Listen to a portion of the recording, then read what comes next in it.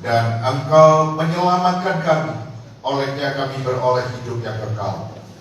Lawan dan jamalah kami, supaya hidup kami mengalami kemenangan.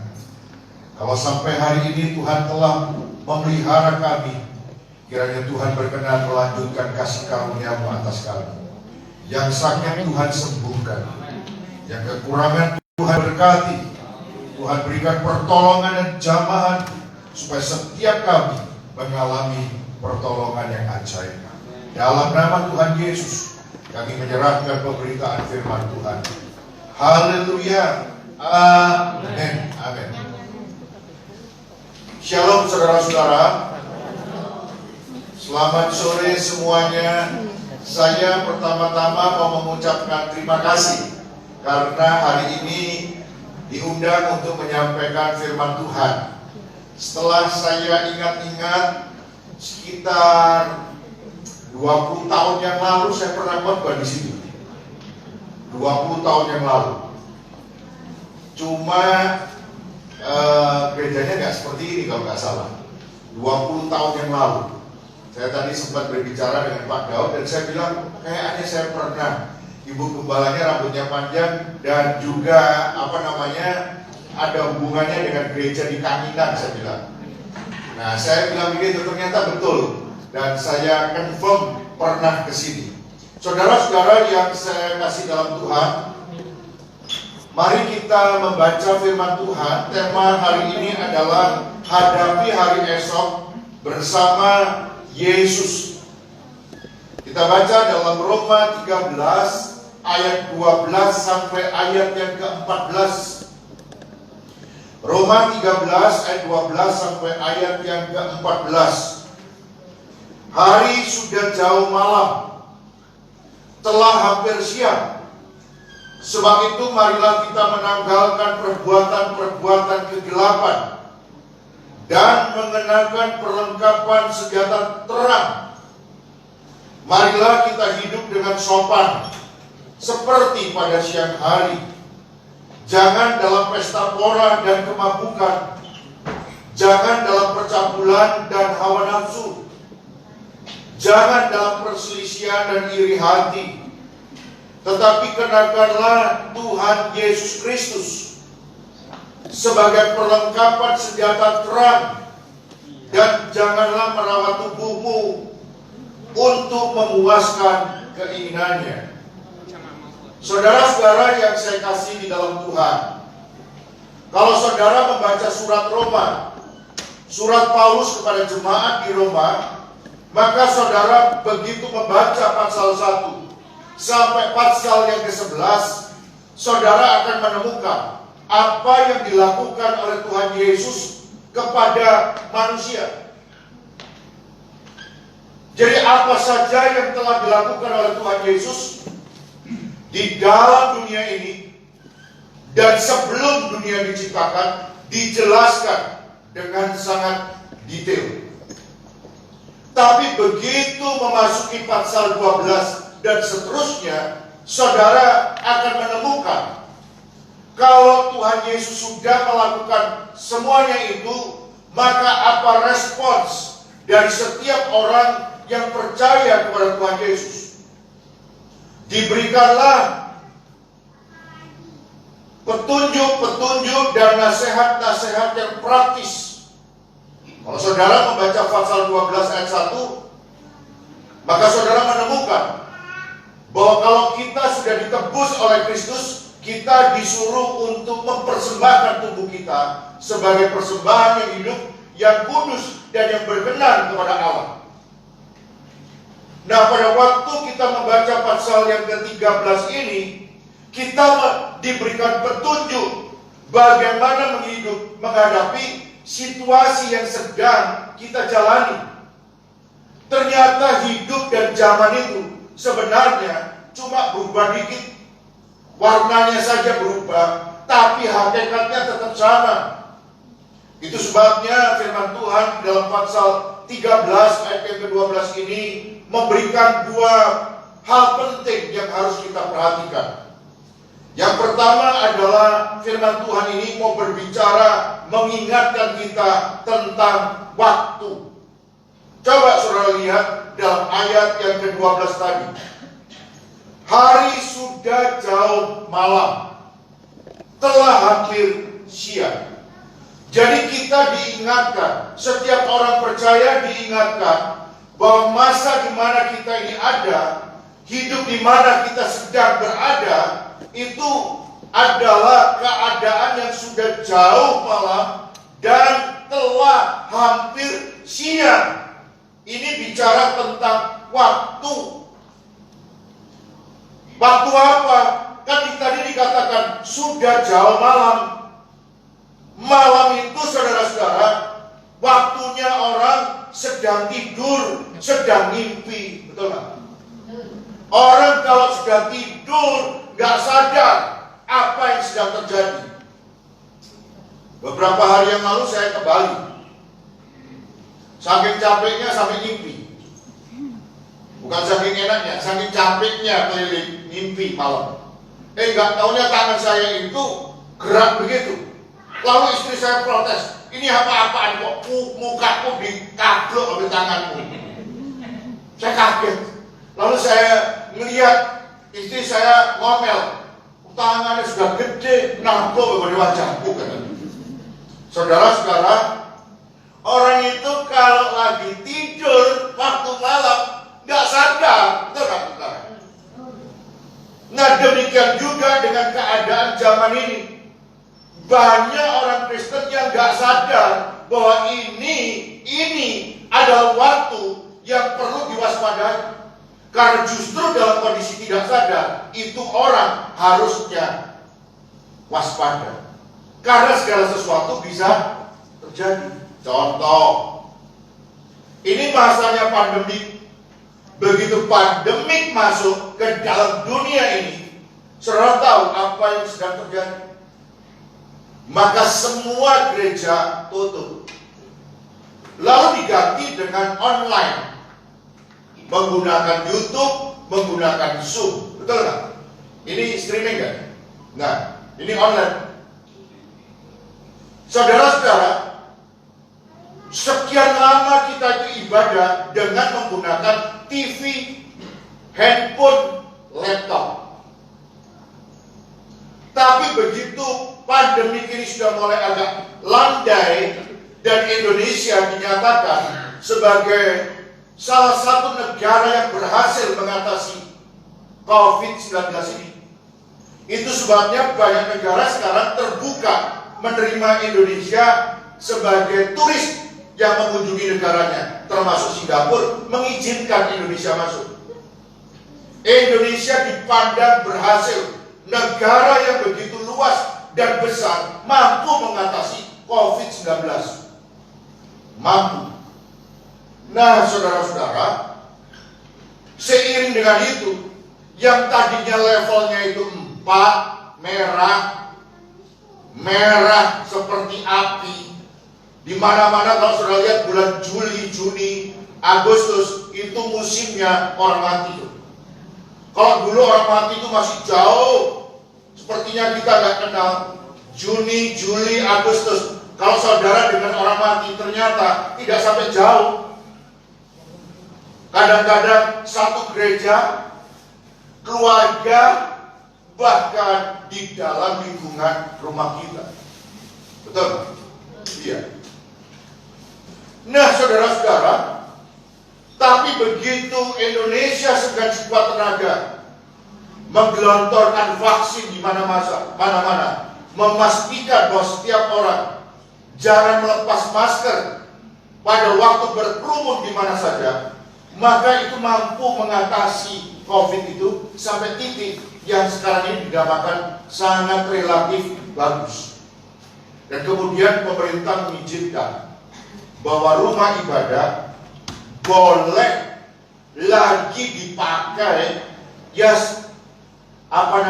boleh sampai 50%. Ini saya nggak tahu metode ini ada pemerintah. 50%, ya. Tahukah saudara apa yang sedang dihadapi oleh gereja-gereja? Sudah diizinkan 50%, sekarang itu banyak gereja yang kosong. Gerejanya buka, yang datang gak ada. Dan ketika ditanya, kenapa kok gak datang? Saudara-saudara bilang begini, masih belum aman. Saya tak ibadah di rumah saja. Oke, karena ada perasaan tidak aman. Lalu kemudian jemaat saya satunya bilang begini, papi mami itu kan sudah ada umur pak. Kalau nanti saya ke gereja, pulangnya ada apa-apa, mesti papi mami nanti ketularan. Kalau saya masih muda, tapi papi mami gimana? Alasannya masuk akal. Masuk akal. Makanya saya nggak paksa orang untuk ke gereja kalau modelnya kayak begini. Tapi ada orang yang ini nih, yang menurut saya harus menjadi waspada. Dia suka bilang begini, Pak, ibadah di gereja sama ibadah online, hadirat Tuhan tetap datang nggak Pak? Tetap. Kalau gitu saya pilih di rumah Pak. Belum. Kamu ke mall jalan, jalan. Ke Hongkong jalan, jalan. Bisnis jalan, jalan. Ke GM jalan, jalan. Ke Pasar Ratu, jalan. Ke gereja, saya pilih rumah. Jadi saudara-saudara, ada sebuah keputusan yang menganggap bersama-sama dalam beribadah itu tidak lagi penting. Maka saya harus mengatakan bahwa yang seperti ini adalah orang itu nggak sadar bahwa yang dipanggil Tuhan itu adalah gereja, bukan cuma ibadah kita dengan Tuhan. Sebab di dalam gereja, di dalam ibadah bersama, di dalam komunitas, ada yang namanya saling mendoakan, saling menguatkan, saling menghibur, saling mengingatkan. Kalau ibadahnya itu pakai iPad, TV, handphone, ingatkan gimana caranya. Hidup kita itu tidak diciptakan sebagai makhluk yang hidupnya sendirian. Kita dicipta sebagai makhluk sosial. Begitu Adam ditempatkan di Taman Eden, Tuhan tidak kumpulkan dia dengan macan dan gajah saja, tapi Tuhan berikan Hawa. Jadi Tuhan itu saudara-saudara, begitu menciptakan, mendesain manusia, tidak didesain dan diciptakan seperti orang itu gak butuh orang lain. Dan Rasul Paulus mengingatkan, jangan sampai kamu gak sadar bahwa bergereja itu harus mau tahu orang lain. Kalau kita beribadah secara online, secara streaming, itu karena kondisinya tidak memungkinkan ada di gereja. Tapi begitu memungkinkan, kita harus memutuskan kembali ke gereja dan bukan online, keenaan lalu keterusan. Hari ini jemaat yang saya kasih di dalam rangka memperingati Natal ini, saya mau menyampaikan kepada saudara bahwa Yesus datang ke dunia. Sebetulnya bilang gini, kalau menyelamatkan kan gak perlu datang, cukup di surga. Dia bilang, yang itu tak selamat kau. Bisa gak? Bisa. Kenapa dia perlu datang? Sebab dia mau merasakan penderitaan, kesusahan, dan kesulitan kita. Dia tahu apa yang sedang kita hadapi. Orang kalau berjemaat dalam komunitas beda dengan orang yang secara online. Dan kalau dikatakan sama enggak kualitasnya, sama, tapi unsur berjemaat tidak ada dalam online. Betul nggak saudara? Saudara bisa nggak merasakan sensasinya, bedanya antara ibadah online dengan ibadah di gereja? Bisa. Itu sebabnya kalau saudara dimungkinkan untuk ibadah berjemaah di gereja, kita harus bersyukur. Berarti Tuhan sudah tolong melewatkan masa-masa yang kritis ini. Jadi saudara, Rasul Paulus mengingatkan, ini waktunya sudah jauh malam. Artinya apa? Ini musimnya orang tidur, nggak nyadar. Salah satunya sedang terjadi di zaman sekarang ketika pandemi ini. Dan bukan hanya waktunya orang tidur kalau sudah malam. Yang kedua, waktunya orang sedang giat-giatnya di luar melakukan kejahatan. Betul nggak? Waktunya kejahatan bekerja. Saudara-saudara, saya itu terkejut loh. Ini benar-benar shock saya itu. Kenapa? Ya mungkin saudara sudah pernah dengar ya. Tapi bagi saya itu agak gimana ya? Yang namanya pacaran, menikah itu kan laki dan perempuan. Kalau pacaran, menikah, laki sama laki. Hah? Iya, bobo. Lalu perempuan sama perempuan. Gimana ya? Itu yang saya tuh sampai gitu. Gila nih betul. Kok bisa tuh laki sama laki gitu? Saudara-saudara, dan ini betul-betul kejahatan, kekejian yang membuat Tuhan itu murka. Karena orang itu diciptakan laki-laki dengan wanita, dengan tujuan supaya menghasilkan keturunan. Lah kalau laki sama laki-laki, turunannya itu kayak apa? Gitu. Dan yang lebih gila lagi, sekarang sudah mulai ada di Jepang, orang menikah sama boneka dan dicatatkan di catatan sipil. Jadi dia bilang, ini istri saya. Siapa? Ya itu gorengan itu. Saya tuh sampai nggak bisa membayangkan. Terus kemudian difoto, dia lagi menyuapin istrinya. Gorengan, gimana respon? Ini kan musimnya kejahatan yang modelnya kayak begitu. Dan sebentar lagi, saudara-saudara, gereja diminta untuk menerima kenyataan itu.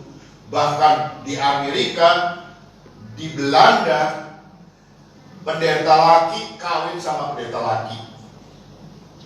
Sampai saya bilang gini, kok bisa ya? Ini berarti kejahatan itu sudah mulai memuncak seperti zamannya Nuh. Kalau sudah modelnya kayak begitu, tinggal tunggu kloneng-kloneng apa? Tuhan murka akan menghukum dunia ini. Itu sebabnya Rasul Paulus bilang, waktunya sudah jauh malam, telah hampir siang, membuat orang kaget. Ini sudah waktunya bangun. Itu sebabnya saudara-saudara yang saya kasih di dalam Tuhan, yang pertama Rasul Paulus mau mengingatkan, zamannya ini zaman yang tidak baik. Karena orang gak sadar bahwa dia sedang berada dalam mimpi atau tidurnya. Itu sebabnya hari ini siapa saja di antara saudara yang merasa nih, tak pikir-pikir enakan ibadah di rumah, berhenti. Karena ini perintah Tuhan buat saudara, teguran Tuhan buat saudara. Dan saudara-saudara, yang kedua saudara, apa yang dilakukan oleh Rasul Paulus dalam menghadapi situasi yang seperti itu? Saya ajak saudara untuk mengetahui. Yang kedua poinnya adalah Rasul Paulus memberikan perintah bagaimana menghadapi situasi seperti itu. Perintah pertama adalah menanggalkan perbuatan apa? Jahat. Coba saudara lihat ayat yang ke-12 tadi. Hari sudah jauh malam, telah hampir siang.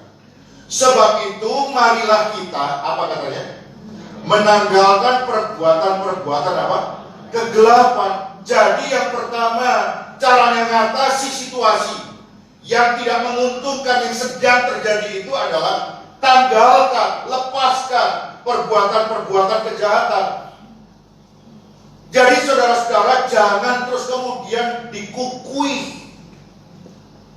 Kalau kita sudah diingatkan oleh firman Tuhan, diingatkan oleh hamba-hamba Tuhan, bahwa kita harus kembali beribadah di gereja, jangan terus kemudian mengukui. Kalau saya mau kebaktian di rumah, mau apa Pak? Ini kan Natal. Sebab ada yang bilang begitu. Saya bilang, ya nggak apa-apa. Kalau ada jemaat, sepertinya kok kita mulai hari ini dan seterusnya ibadah di rumah saja online, Pak. Saya tukar pikiran dengan beberapa hamba Tuhan. Kalau modelnya kayak gitu tuh kayak apa ya? Ya teman saya itu bilang begini, ya nanti Pak kalau dia ngubur, kita doakan secara online, Pak. Pas wayang tutup peti, kita doakan secara online. Dan kalau dia tanya, keluarganya, kenapa didoakan secara online, tutup peti, nguburnya, maesongnya, penghiburannya dan sebagainya? Ya bilang aja, yang penting hadirat Tuhan datang walaupun jarak jauh. Halo? Iya. Ngebayang nggak? Kalau saya khotbah lalu saya bilang gimana kalau saya khotbahnya online saja? Saudara kan keberatan tuh. Kalau bisa datang ngapain online? Online itu kalau in case keadaan tidak memungkinkan, setuju nggak? Iya, betul nggak saudara? Hidup ini jangan SKPD, apa itu? Sakar PDP. Asal ngomong, lalu kemudian kita mendebat. Nah, firman Tuhan bilang tanggalkan perbuatan jahat itu. Kalau sudah tahu nggak benar, jangan terus. Gitu. Berapa banyak orang-orang yang melakukan kejahatan, kalau diingatkan, lalu malah kekeh. Nah, hari ini firman Tuhan bilang, mengatasi keadaan ini, jangan ngotot memegang yang jahat itu sebagai hal yang seolah-olah tidak kita bisa lepaskan. Lepaskan. Kenapa? Karena Tuhan Yesus sudah mati buat kita. Dia datang ke dunia ini mengasihi saudara dan saya. Hari Natal ini mau mengingatkan, dia di tempat yang sangat istimewa di surga, mau datang ke dunia. Dia menanggalkan kemewahannya karena mengasihi saudara dan saya. Dan yang kedua katanya, perintahnya apa? Coba saudara lihat. Apa saja yang harus saudara ketahui selama hidup ini, gitu ya. Kita baca dalam 2 Timotius 3 ayat 1 sampai 5. Apa saja yang perlu dilucuti, ditanggalkan. Ketahuilah bahwa pada hari-hari terakhir akan datang masa yang sukar. Tadi siapa yang ngomong? WA-nya ya? Ngomong bahwa ini masa-masa yang susah, masa-masa yang sukar. Semua orang alami. Padahal nggak semua sekali sih, ada yang nggak alami. Ya orang-orang tertentu nggak alami, yang alami tapi nggak efek. Sebab saya ini kan kumpul dengan banyak orang, mulai dari kalangan bawah dan atas, tapi rata-rata alami. Nah, ini masa yang sukar. Ayat 2 bilangnya apa? Manusia akan mencintai dirinya sendiri. Tanggalkan. Jangan egois. Kalau saya mau ibadah di rumah gimana Pak? Saya suka-suka saya tuh. Iya benar. Nanti nanti yang ngubur-ngubur sendiri suka-suka lu lah. Halo? Nanti lu naik kremasi ya suka-suka lu lah. Halo? Iya. Dan menjadi hamba uang. Kerja di pabrik bisa, kumpul banyak orang bisa. Tetapi ketika disuruh untuk mencari Tuhan, apa? Keliru kan? Harus ditanggalkan. Apalagi mereka akan membual dan menyombongkan diri.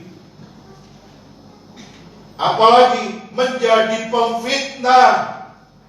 Mereka akan berontak terhadap orang tua dan tidak tahu berterima kasih. Saudara-saudara, banyak orang hari-hari terakhir ini suka loh ngomong terima kasih. Apa sih susahnya ngomong terima kasih? Saya itu sampai ngajari loh sama anak saya. Kalau ketemu siapa saja, walaupun dikasih permen, walaupun dikasih 1 permen, jangan lupa say thank you ya. Itu waktu anak-anak masih kecil. Saya selalu bilang, permen dari mana? Tante. Tante siapa? Tante Anu. Sudah say thank you belum? Sudah. Good. Coba ada jemaat nih, dikasih apa-apa nih sama saya. Jadi saya nggak ngomong Anu, nggak bilang gimana. Terus bawa pulang gitu ya.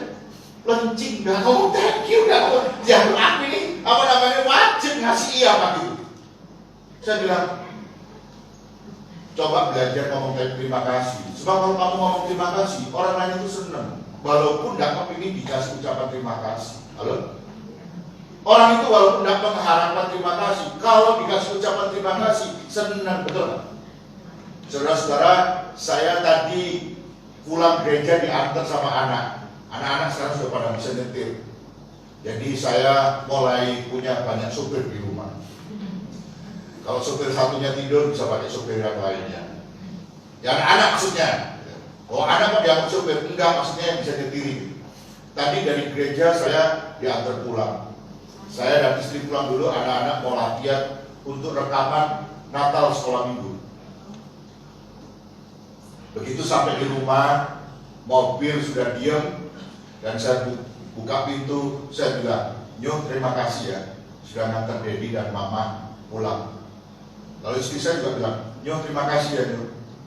Apa susahnya ngomong terima kasih, walaupun itu cuma sekedar ngantar, dan anak itu kan memang wajib kan melindungi orang tua, betul nggak, saudara?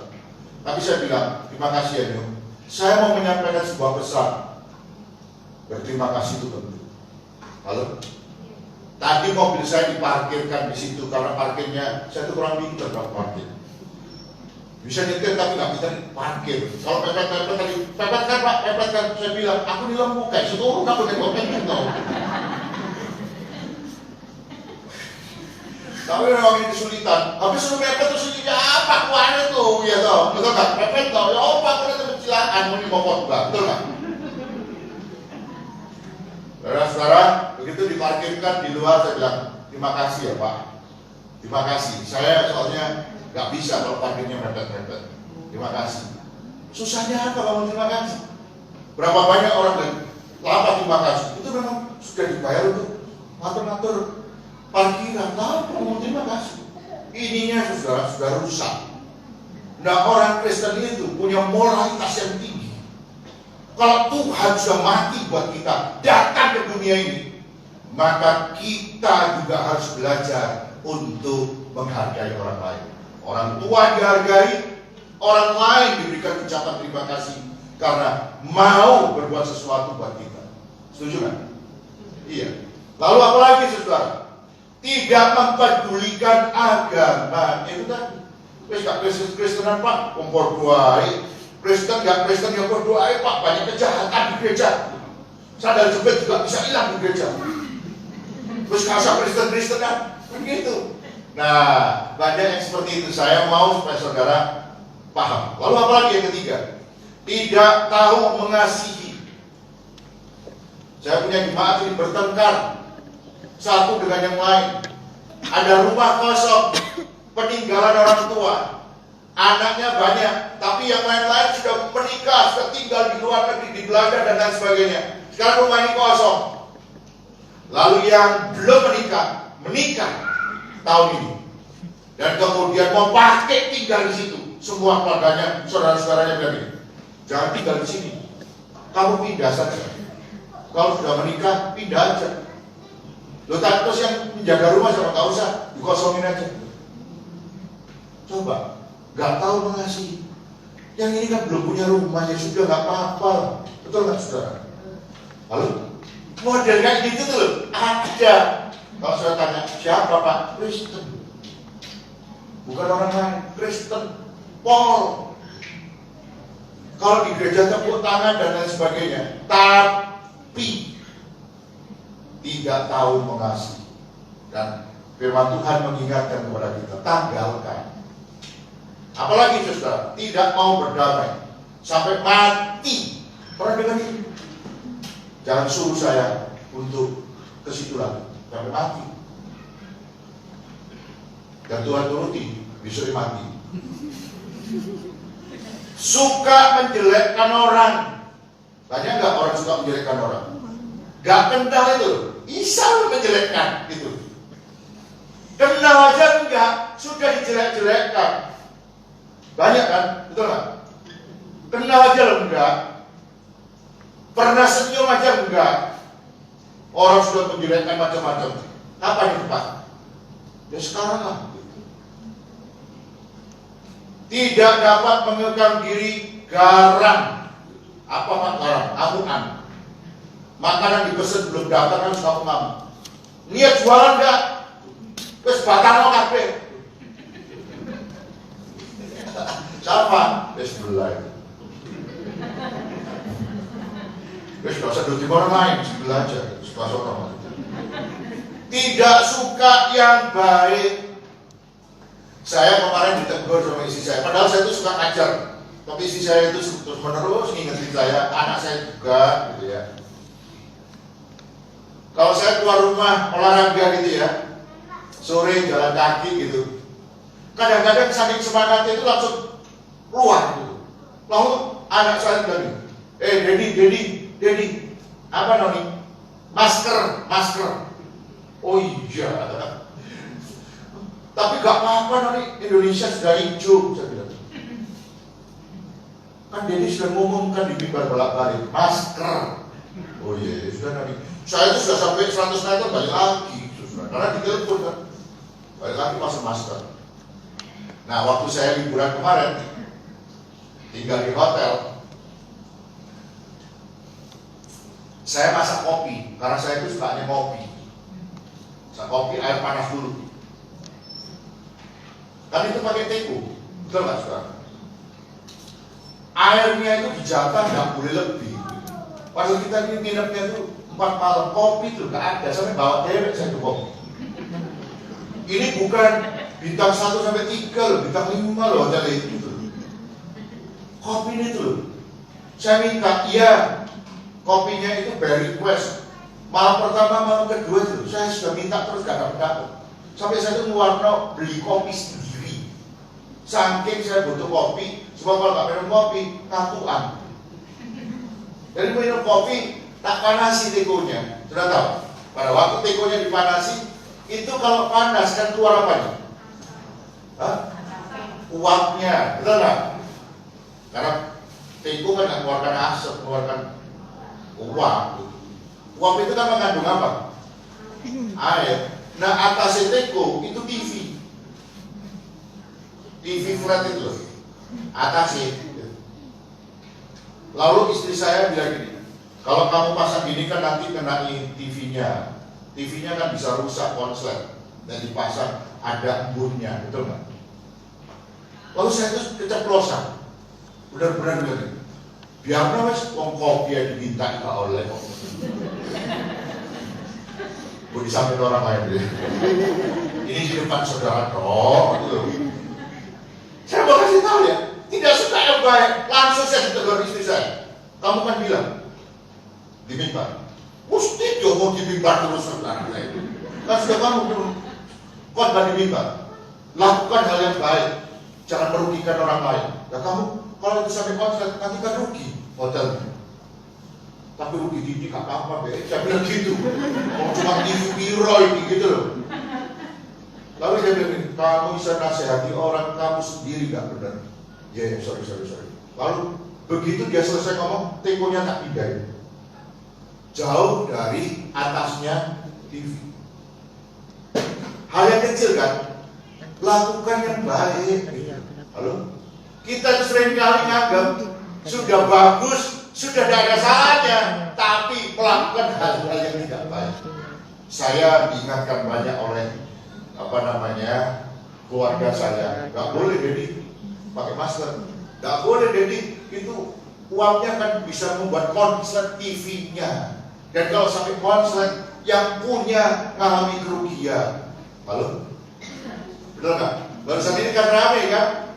Masuk video di WA, ada orang suruh ganti spray. Halo? Pernah dengar nggak? Iya. Kenapa? Karena orang bikin tato di pinggir jalan, lalu tidur di spray hotel, spraynya putih, lalu nge-flag. Pulang mau ninggalkan gitu saja, kan harusnya ganti. Betul nggak? Betul. Ketika dicas, marah-marah dimasukkan ke media. Pihak hotel bilang, padahal sudah kita bebaskan casnya, kok tetap aja yang jeleknya atau yang pada waktu dia ditagihnya itu yang dimasukkan. Waktu dibebaskan ngomong nggak? Halo? Jika hotel mengklarifikasi, saudara-saudara, orang itu tidak suka yang baik. Terus ya, apalagi suka berkhianat tidak berpikir panjang, berlagak tahu, lebih menuruti hawa nafsu daripada menuruti Allah. Yang kelima, secara lahiriah mereka menjalankan ibadah mereka, tapi pada hakikatnya mereka memungkiri kekuatannya. Jauhilah mereka. Jadi orang Kristen itu dilarang dekat-dekat dengan orang yang modelnya seperti itu. Kenapa? Nular. Setuju gak saudara? Orang itu kalau dekat dengan orang lain, mesti lama-lama ketularan. Halo? Iya. Pernah gak ada orang bilang begini, wajahmu sekarang kok kayak suamimu ya, mirip gitu. Apa? Nular saudara. Betul gak saudara? Pernah ada gini, wajahmu kok mirip dengan suamimu ya sekarang? Ya nular suaminya gitu. Sampai malam kumpul terus tidurin. Betul gak? Ya nular. Sebetulnya itu karena apanya? Ya gayanya, karakternya dan sebagainya. Itu transfer. Istri saya suka bilang begini, kalau ada khotbah gak jelas arahnya, juntrungnya gak jelas, istri saya bilang ini, itu tadi pendeta ngomong apa deh? Oke, ya bingung. Lah kamu ya pendeta ya bingung, kepala jemaat. Loh ya tapi kan bukan aku. Pada ayatnya ini, kok khotbahnya larinya ke sini? Ya bukan aku. Saya bilang, ya bukan aku. Lain kali ya kamu evaluasi dong, yang pendeta-pendeta ini jangan boleh masuk hanya karena kita kenal baik. Oke. Saudara-saudara, dulu istri saya tidak pernah ngomong gitu, nggak pernah belas. Kenapa kok dia bisa sekarang ngomong kayak gitu? Ketularan saya. Kok bisa ketularan? Saya suka ngajari khotbah itu kalau ayatnya ini jangan lari ke sono. Ini aja dibahas. Jangan lari-lari. Kalau lari-lari bisa khotbah itu 5 jam gak padat-padat. Halo? Betul kan? Karena kalau ayatnya ini lurus aja. Kan tadi dikasihnya Roma 13 ayat 12. Jangan lari-lari ke Perak, gitu kan? Oh, nggak usah lari-lari aja sudah ke Perak kan gitu ya, saudara. Oke. Sekarang apa yang harus dikerjakan? Coba saya lihat. Ayat 12 tadi. Perintahnya Rasul Paulus apa? Selain mengingatkan kita untuk menanggalkan. Lalu ayat 12, hari sudah jauh malam, telah hampir siang. Sebab itu marilah kita meninggalkan perbuatan-perbuatan kegelapan. Sudah tadi ya, yang sudah saya jelaskan. Dan mengenakan perlengkapan senjata terang, bukan senjata perang, terang. Apa senjata terang itu? Yang mengenakan Kristus sebagai perlengkapan senjata terang. Coba saudara lihat ayat yang ke-14. Hadapi hari esok itu bersama Kristus. Ayat 14. Tetapi kenakanlah Tuhan Yesus Kristus sebagai perlengkapan senjata terang. Jadi kita itu dalam menghadapi dunia dan waktu yang akan datang, firman Tuhan bilang, kenakanlah Tuhan Yesus Kristus sebagai perlengkapan senjata terang. Gimana caranya? Dicepno gitu tak? Mengenakan itu gimana? Dipasang gitu tak? Nah, caranya adalah yang perlu saudara ketahui, tirulah Tuhan Yesus, lakukan apa yang diberitakan. Matius 22 ayat 37 sampai 40. Ini ayat terakhir. Jawab Yesus kepadanya, kasihlah Tuhan Allahmu dengan segenap hatimu dan dengan segenap jiwamu dan dengan segenap akal budimu. Itulah hukum yang terutama dan yang pertama. Dan hukum yang kedua yang sama dengan itu ialah kasihlah sesamamu manusia seperti dirimu sendiri. 40. Pada kedua hukum inilah tergantung seluruh hukum Taurat dan kitab para nabi. Jadi mengenakan Kristus itu hidup dalam kasih. Keadaan itu memang morat-marit sekarang ini dan yang akan datang lebih parah lagi katanya. Seperti tadi yang saya jelaskan. Tetapi hiduplah dalam kasih. Hiduplah dalam kasih. Kasih kepada Tuhan dan kasih kepada orang lain. Saudara-saudara yang saya kasih dalam Tuhan, saya mau menunjukkan sebuah foto. Ada yang kenal gak ini? Pria ganteng ini namanya George Clooney. Pernah tahu? Pernah lihat filmnya? Halo? Pernah Pernah lihat filmnya saudara? Filmnya George Clooney. Pernah dengar Ocean 12? Oh, saudara terlalu rohani, nggak pernah nonton film lain.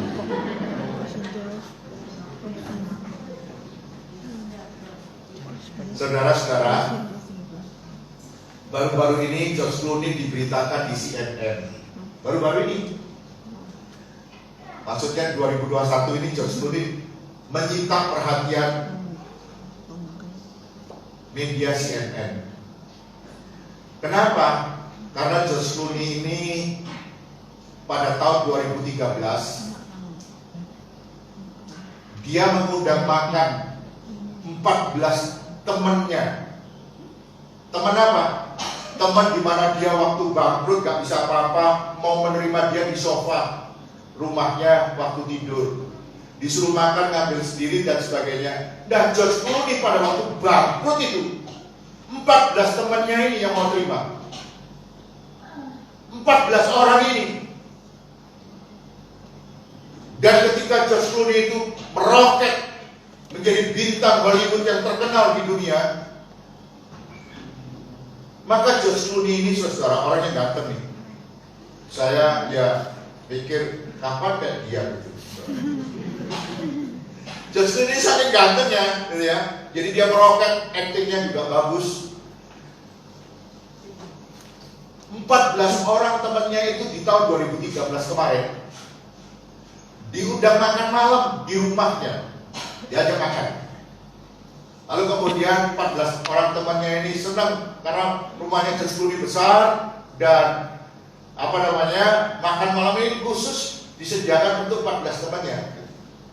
Waktu selesai makan malam dan kemudian ngobrol dan waktunya pulang, George Clooney bilang begini, jangan pulang dulu ya. Nanti kalau kalian pulang, satu-satu jangan sampai lupa bahwa koper satu-satu 14 biji yang sudah saya siapkan. Koper, ya. Jadi itu bukan koper biasa, itu koper tumi, sudah tahu tumi.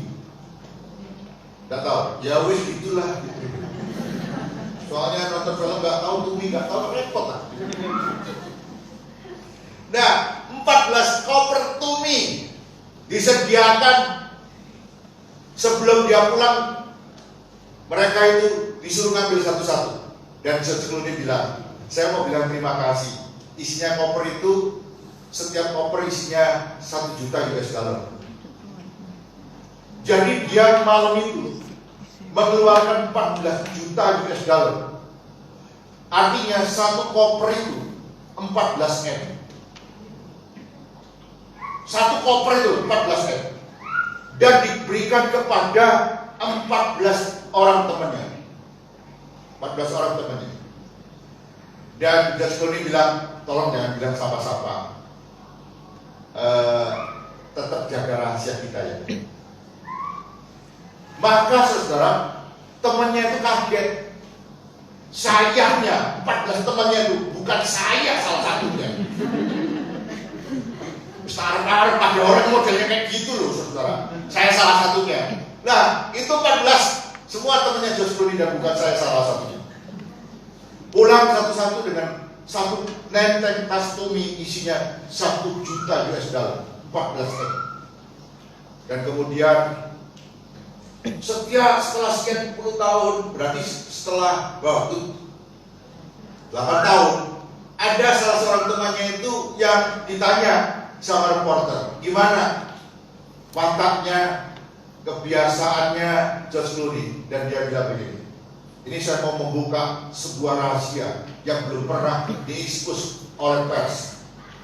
George Clooney itu pada tahun 2013 memberikan 14 koper untuk 14 temannya, dan setiap koper berisi uang 1 juta US dollar cash dalam koper itu. Dan saya melihat George Clooney itu sangat mengasihi dan sangat murah hati. Kemudian berita itu tersebar. Saudara dengar nggak? Ya ini sekarang. Jadi sekarang ini saudara dengar, ini berita sangat keras gitu. Saudara malah dengarnya hari ini bersyukur karena ada yang mau ngomong.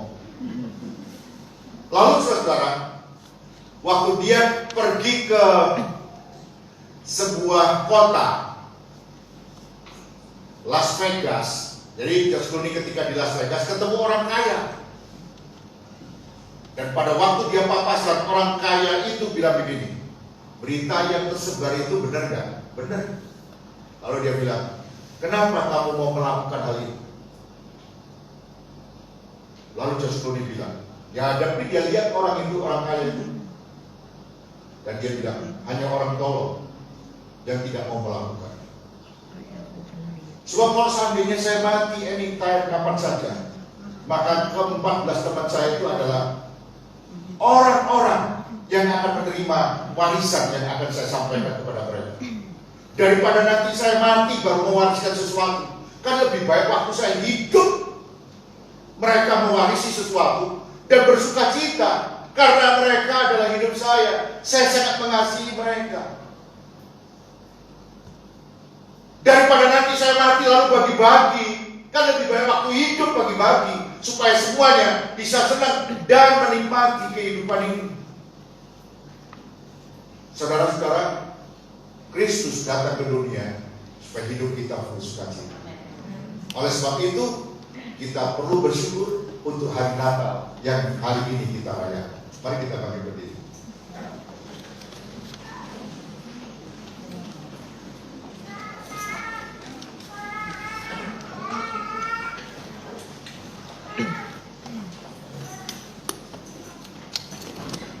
Tuhan, kami bersyukur. Ada banyak berita yang kurang baik tentang keadaan zaman. Tapi hari ini kami berterima kasih bahwa Tuhan mengingatkan kami menghadapi zaman yang sangat gelap dan jahat ini. Kami mau meneladani Engkau Tuhan, hidup dalam kasih, tetap mengasihi Tuhan dengan sepenuh hati, dengan sungguh-sungguh, dan kami tidak berbantah-bantah dengan firman-Mu. Kami mau hidup taat kepada Tuhan. Tapi kami juga mau bersyukur. Kami diingatkan untuk mengasihi orang lain. Di mana kasih sudah mulai tidak dapat lagi dirasakan. Di dalam keadaan yang seperti itu, Tuhan mengingatkan kami, Kau datang ke dunia ini karena mengasihi kami. Dan Tuhan mau supaya kami mengasihi orang lain juga. Tidak mementingkan diri sendiri, tidak hanya memikirkan keadaan sendiri, tapi mau memikirkan keadaan orang lain juga. Terima kasih untuk kesempatan mendengar firman-Mu. Berkati setiap jemaat yang sudah mendengar, dalam mereka menyimpannya dalam hati, dan bertumbuh firman itu dalam kehidupan. Setiap jemaat diberkati oleh Tuhan, dimeteraikan kebenaran itu, dan tidak ada iblis yang mencurinya. Terima kasih Tuhan Yesus. Hamba-Mu manusia ini berhenti berbicara, tapi teruslah berbicara, ya Roh Kudus, dalam hati kami masing-masing. Dalam nama Tuhan Yesus, kami bersyukur dan berterima kasih dalam suasana Natal yang bahagia ini. Amin.